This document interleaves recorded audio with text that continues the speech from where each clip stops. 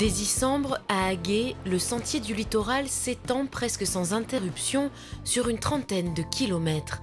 Il traverse 3 communes et 9 ports. Une découverte à pied de paysages contrastés, de la grande plage de sable fin à la petite crique intimiste, du petit passage fleuri et escarpé au bord de l'eau, au large chemin ombragé du Dramont. Un massif très prisé des marcheurs et amateurs de promenades en famille au son du chant des oiseaux. Accessible à tous, le sentier offre des vues aussi variées que colorées. C'est très belle. Le soleil, la mer, les plantes, toute la nature. Il est magnifique.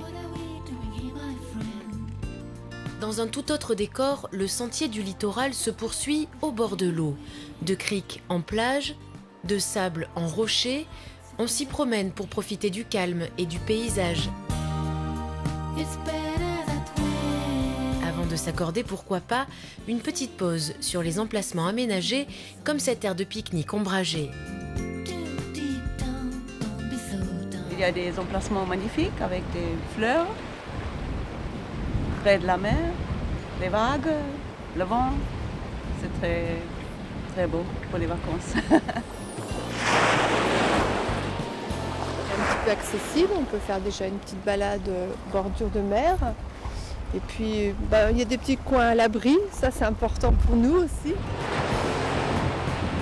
À l'origine, ce sentier pédestre était le chemin de ronde des douaniers, car il arrivait souvent, la nuit venue, que les petits bateaux de pêche ne débarquent pas seulement du poisson, mais de discrètes cargaisons. Puis le concept de sentier littoral est né.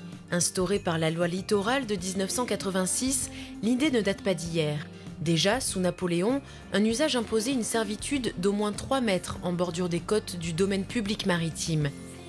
La volonté de protéger et mettre en valeur le littoral a donc depuis fait son chemin pour le plus grand plaisir des promeneurs qui doivent aussi contribuer à préserver cette nature aux multiples richesses.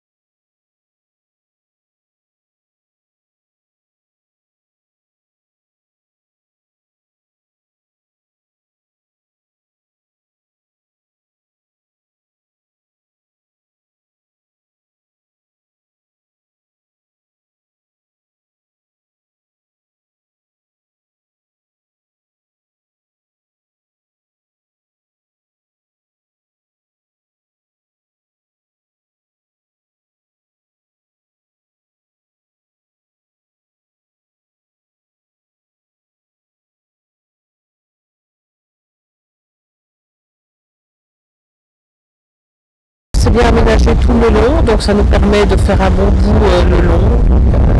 On apprécie beaucoup.